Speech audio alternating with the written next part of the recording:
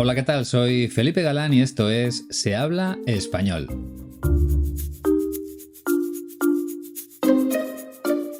Bienvenida o bienvenido al episodio 196. Esta vez vamos a seguir trabajando la comprensión escuchando la voz de una persona nacida en Nicaragua, un país de América Central.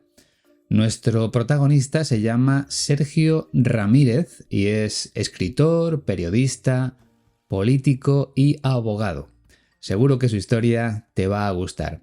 Faltan unos días para que comience el mes de septiembre, un momento elegido por muchas personas para empezar nuevas actividades. Después de las vacaciones hay personas que se apuntan a un gimnasio para perder los kilos de peso que han ganado durante ese periodo de descanso. Y como arranca un nuevo curso, otras personas aprovechan la ocasión para aprender o mejorar un idioma. Si es tu caso, te recomiendo que entres en la página web de la Escuela de Español 15TC, porque te ofrecen la posibilidad de tener clases de la manera más cómoda posible, sin moverte de casa. La dirección es www.15tc.es y cuando veas toda la información podrás comprobar que las clases no tienen una duración única, sino que hay diversas opciones, empezando por clases de media hora, por ejemplo. También las hay de 1 hora, de 1 hora y media y hasta de 2 horas. Por lo tanto, piensa bien el tiempo libre que tienes y elige la mejor opción para ti. Puedes tener clase de media hora 4 o 5 días a la semana o un poco más largas de 1 hora 2 o 3 veces. Y si solo dispones de tiempo libre un día, puedes reservar una clase semanal de 2 horas, por ejemplo. Es una buena oportunidad, ¿verdad? Pues no lo pienses más y ponte en contacto con la escuela a través del siguiente correo electrónico: info@15tc.es. Iñaki o Sergio te atenderán a la mayor brevedad posible para que puedas empezar a mejorar cuanto antes.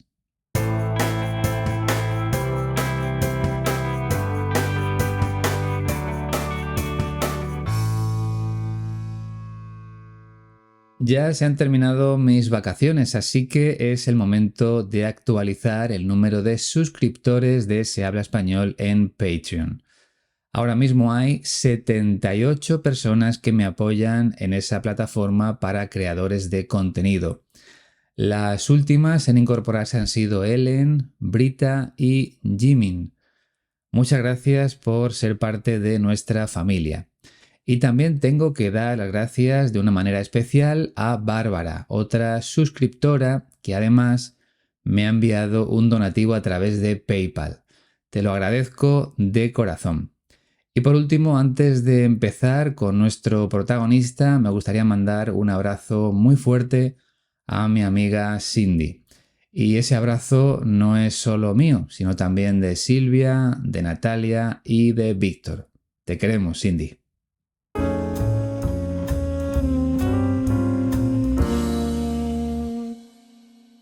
Sergio Ramírez nació el 5 de agosto de 1942. Por lo tanto, hace 3 semanas cumplió 81 años.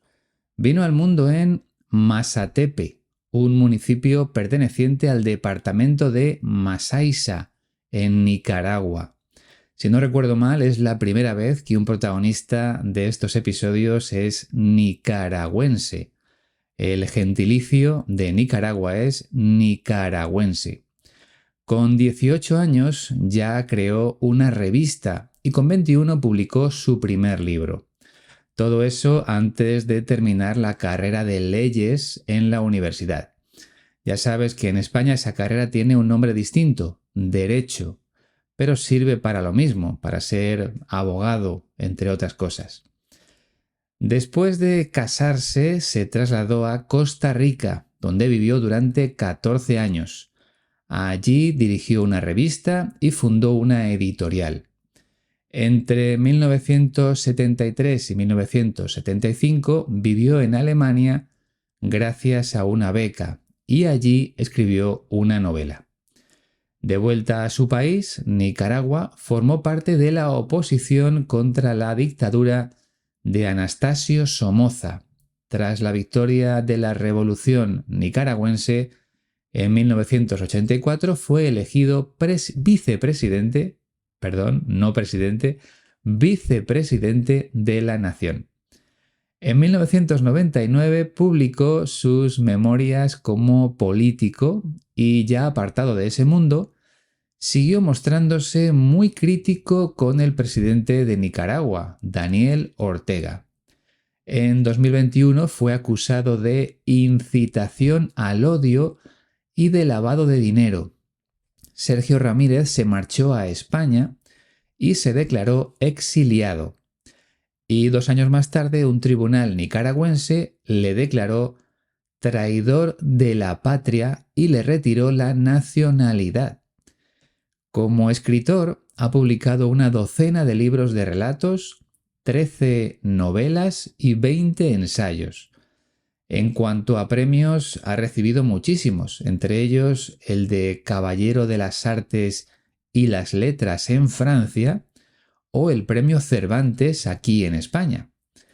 También ganó el premio Alfaguara de novela en 1998 por su obra Margarita, está linda la mar. La entrevista que vamos a escuchar pertenece al canal del Instituto Cervantes y en ella le preguntan por el proceso creador de una novela y también por su faceta política, ya que la primera pregunta trata sobre ese tema. Recuerda que Sergio Ramírez fue vicepresidente de Nicaragua durante 5 años. Escucha con atención. ¿Cómo nos puedes contar el poder a los que lo desconocemos? Es una erótica, ¿no? El poder tiene su propia erótica y su propio encantamiento, tanto que hay quienes no quieren dejarlo nunca, ¿no? Nadie quiere apiarse de la silla. Claro. Yo creo que el poder democrático consiste en tener unas reglas del juego lo suficientemente fuertes para que el que sube baje. Y no que el que suba se quede clavado en la silla para siempre, que es lo que pasa muchas veces en América Latina. Pero también el poder, en muchos sentidos, es un alejamiento, ¿no? El poder trae mucha soledad. Cuando uno está encerrado en un despacho presidencial o vicepresidencial, está viendo el mundo de lejos, ¿no? De cerca, ¿no? Y uno comienza a leer la realidad a través de informes, o resúmenes de informes, ¿no? ¿Qué tienes de una novela cuando comienzas? No tienes nada. No tienes nada. Es decir, cuando yo comienzo una novela, quizá tengo una imagen en la cabeza. Aún en una novela policíaca, yo no suelo tener un esquema completo. Que es raro, ¿no? Porque una novela policíaca tiene que ser una novela muy matemática. Pero yo vivo de la improvisación en la novela, porque prefiero la libertad absoluta de no saber hacia dónde voy. ¿Qué tal esta primera vez escuchando a Sergio Ramírez? Bueno, no solo a él, sino también a la persona que hace las preguntas, que es otro escritor, el venezolano Juan Carlos Méndez Guédez. ¿Te ha resultado difícil? Debo decirte que a mí me ha gustado mucho, sobre todo porque hemos tenido la oportunidad de escuchar un acento distinto y eso siempre es importante para el trabajo que estamos haciendo aquí, que es preparar el oído para entender a un hispanohablante de cualquier país. Y la única manera de conseguirlo es esta: acercarnos o estar en contacto con una gran variedad de acentos. Así que nos ponemos manos a la obra para realizar o para analizar tanto las preguntas como las respuestas. No pierdas detalle. Empezamos con el primer fragmento, que corresponde a la primera cuestión planteada por Juan Carlos Méndez a Sergio Ramírez. ¿Cómo nos puedes contar el poder a los que lo desconocemos? Es una erótica, ¿no? ¿Cómo nos puedes contar el poder a los que lo desconocemos? Es una erótica, ¿no? La persona que realiza la pregunta, que es Juan Carlos Méndez, quiere conocer algunos detalles sobre lo que se siente al tener poder. Recuerda que Sergio Ramírez fue vicepresidente de su país, Nicaragua. Por lo tanto, sabe muy bien lo que significa el poder. Podemos decir que es la persona ideal para hablar de ese tema, o al menos una de las personas que puede hacerlo tras haber experimentado esa sensación durante algunos años. Pero vamos a la palabra clave de este fragmento. Juan Carlos Méndez dice que el poder es una erótica. Bien, normalmente el adjetivo erótico o erótica está relacionado con el deseo sexual. Por ejemplo, en una película erótica los personajes suelen aparecer desnudos y manteniendo relaciones sexuales, aunque no hay primeros planos de las zonas íntimas del hombre y de la mujer. Si se viera absolutamente todo, en vez de una película erótica, sería una película pornográfica o porno. Pero el erotismo siempre deja algo a la imaginación del espectador. Bien, eso por una parte. Sin embargo, la palabra erótica como nombre también significa atracción muy intensa hacia el poder, el dinero o la fama. Y la pregunta que acabamos de escuchar se refiere a eso, a la atracción que mucha gente siente hacia el poder. De hecho, utilizamos mucho la siguiente expresión, la erótica del poder, o sea, la atracción del poder.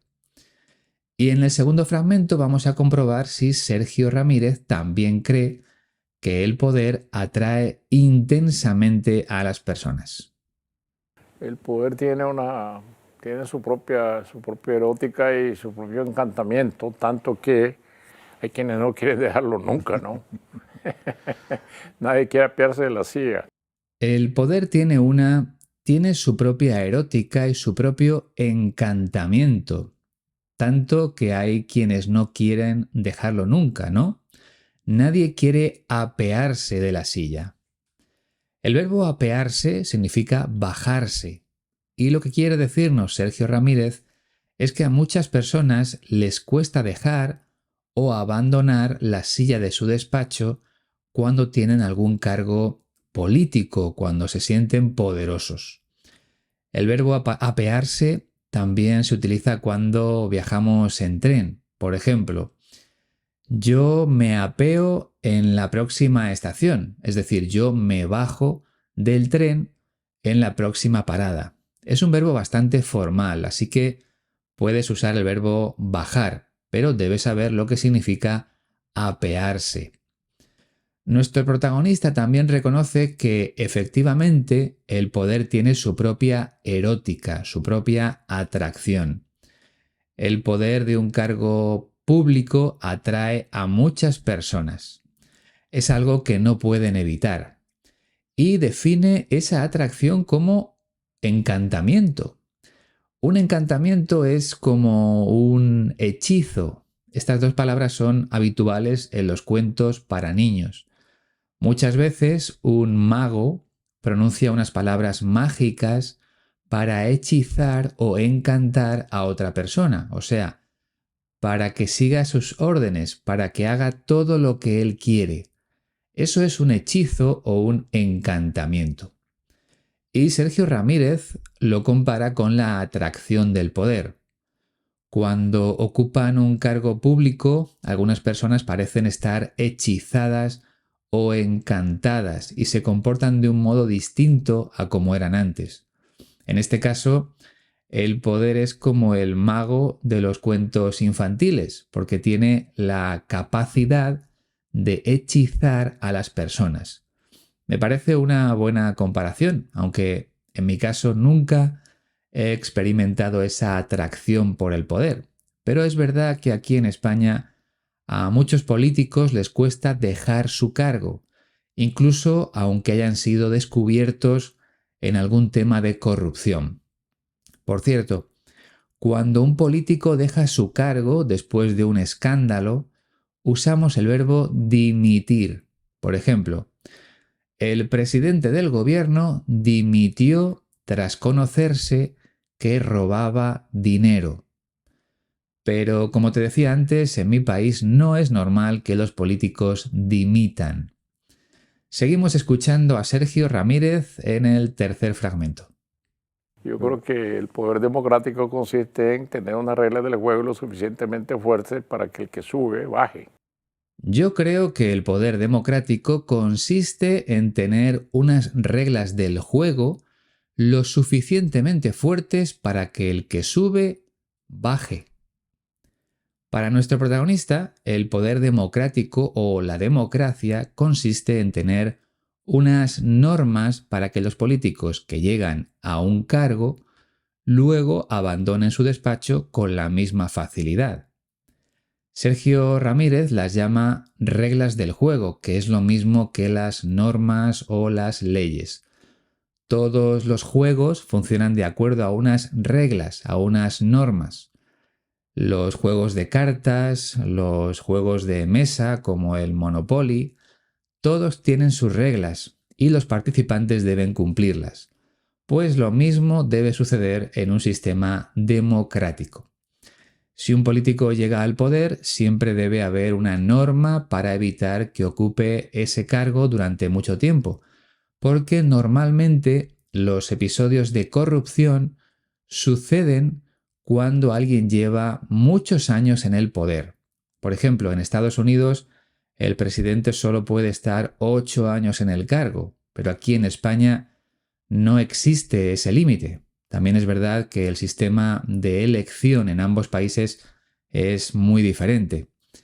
Sergio Ramírez insiste en el tema de las reglas del juego porque, según nos cuenta en el cuarto fragmento, en algunos lugares se echan de menos. Y no que el que suba se quede clavado en la silla para siempre, que es lo que pasa muchas veces en América Latina. Y no que el que suba se quede clavado en la silla para siempre, que es lo que pasa muchas veces en América Latina. Quedarse clavado o estar clavado significa no moverse de un sitio.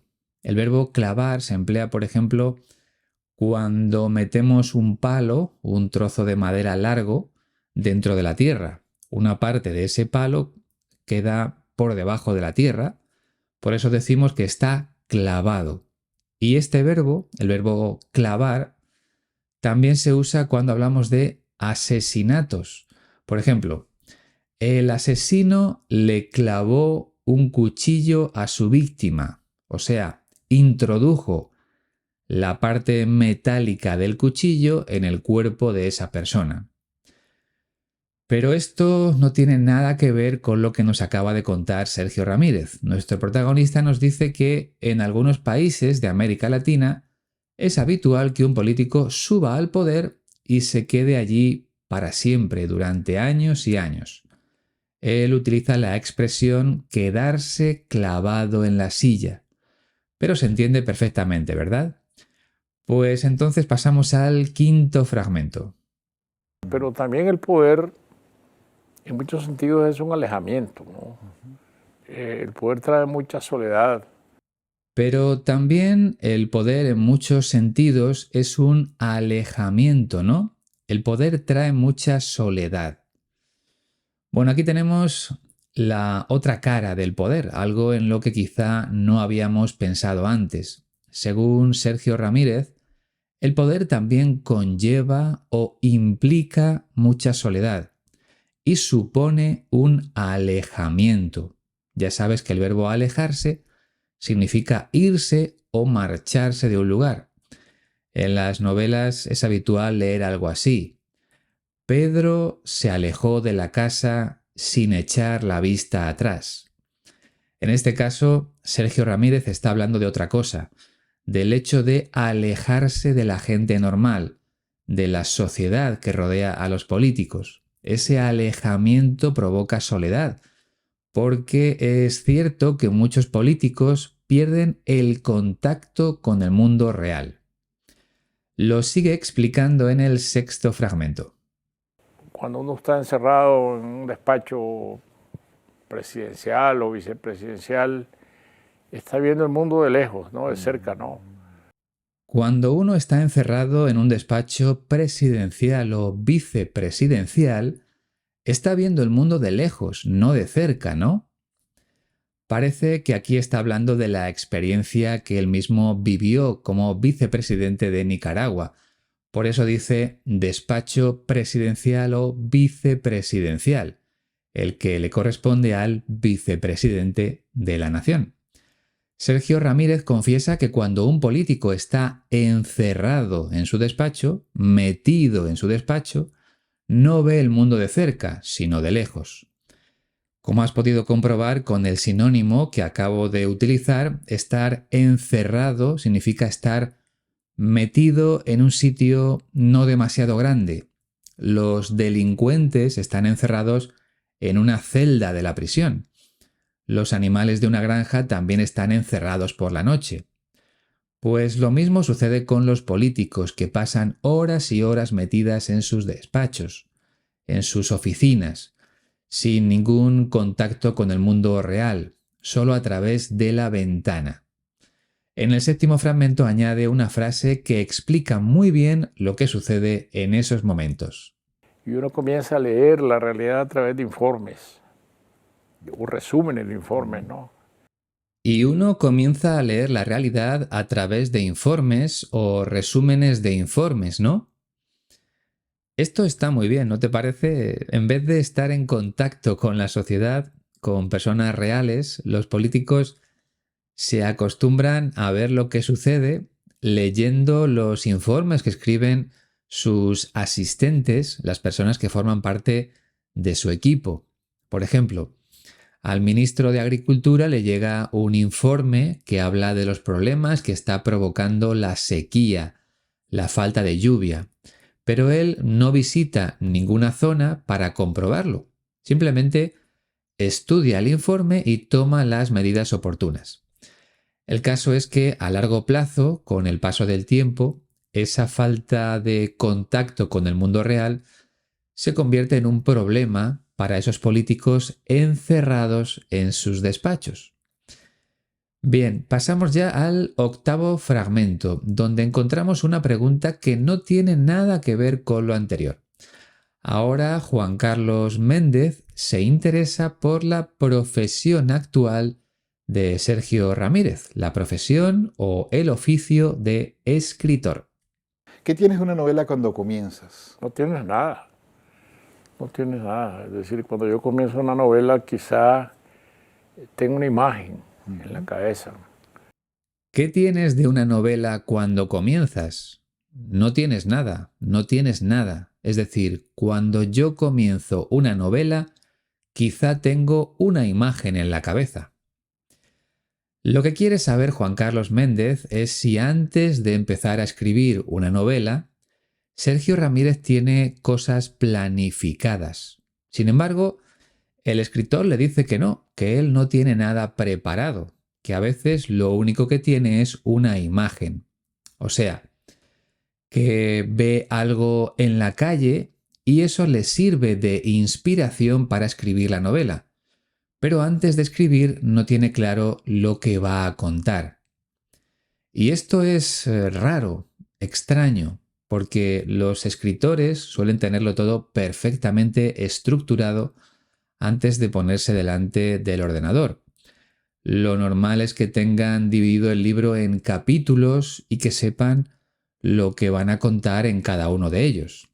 Y también es habitual contar con una ficha para cada personaje, un documento con la descripción y los datos más importantes de cada personaje. Eso facilita mucho las cosas a la hora de escribir. Pero Sergio Ramírez no trabaja de esa forma. Nos lo cuenta en el noveno fragmento. Aún en una novela policíaca yo no suelo tener un esquema completo, que es raro, ¿no? Porque una novela policíaca tiene que ser una novela muy matemática. Aún en una novela policíaca yo no suelo tener un esquema completo, que es raro, ¿no? porque una novela policíaca tiene que ser una novela muy matemática. Lo primero que debes saber es la distinción entre aún con tilde y aún sin tilde. Con tilde significa todavía. Aún no sé lo que voy a estudiar. Pero sin tilde quiere decir incluso, como en la frase que acabamos de escuchar. Aún en una novela policíaca, incluso en una novela policíaca, no suele tener un esquema completo.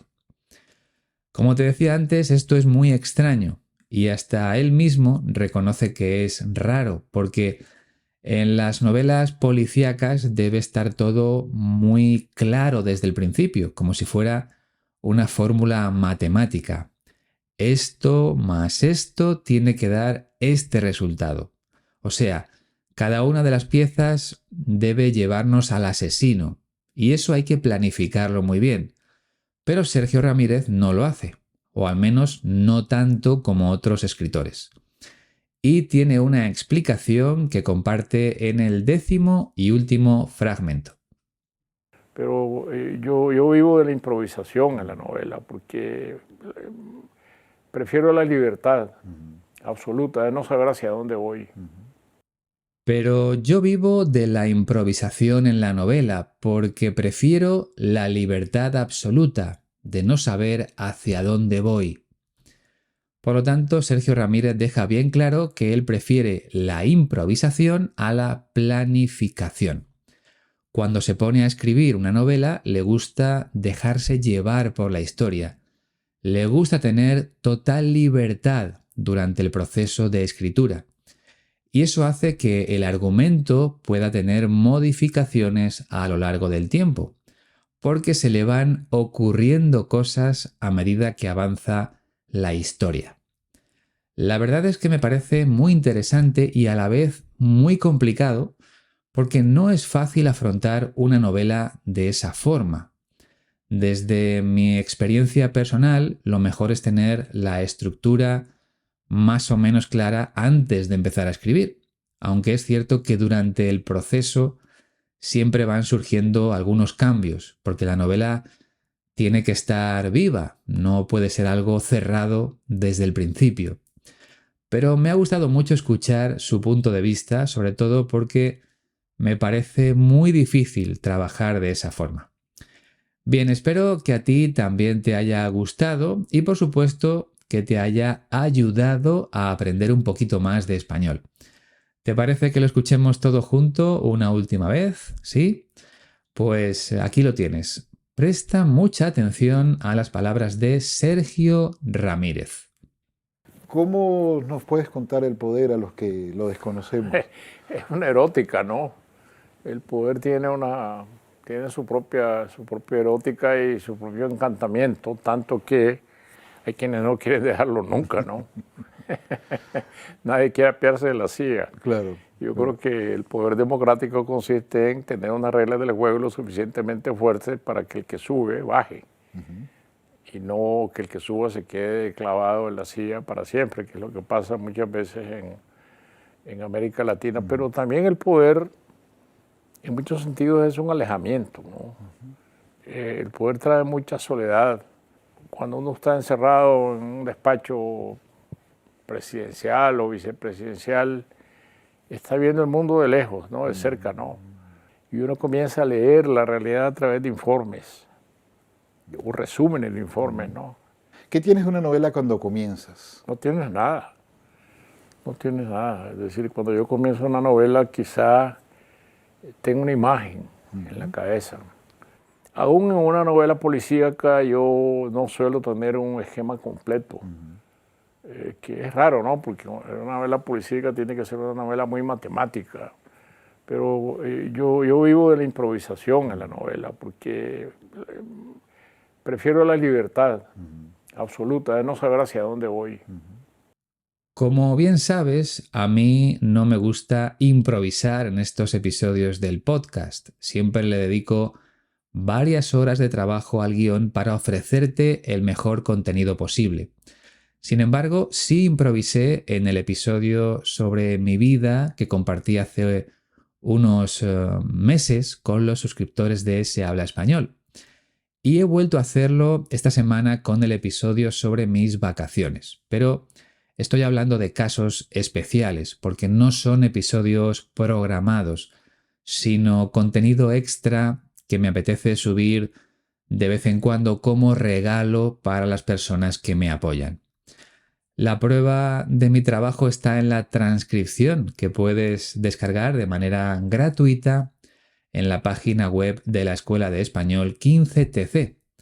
Te dejo el enlace directo por aquí: www.15tc.es/audios. Si no lo has hecho todavía, ahora es un buen momento para entrar y guardar la transcripción de hoy en tu teléfono móvil, en tu tableta o en tu ordenador. Aunque recuerda que la vas a tener siempre disponible en esa dirección. Iñaki y Sergio no las borran, las dejan ahí para ti.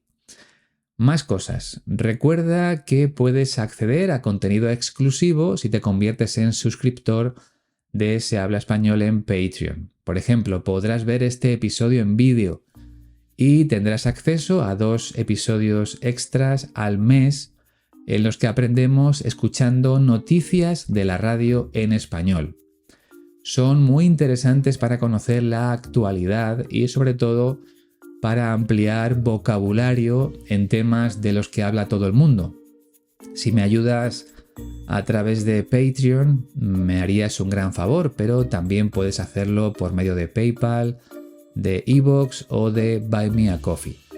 Muchas gracias de antemano.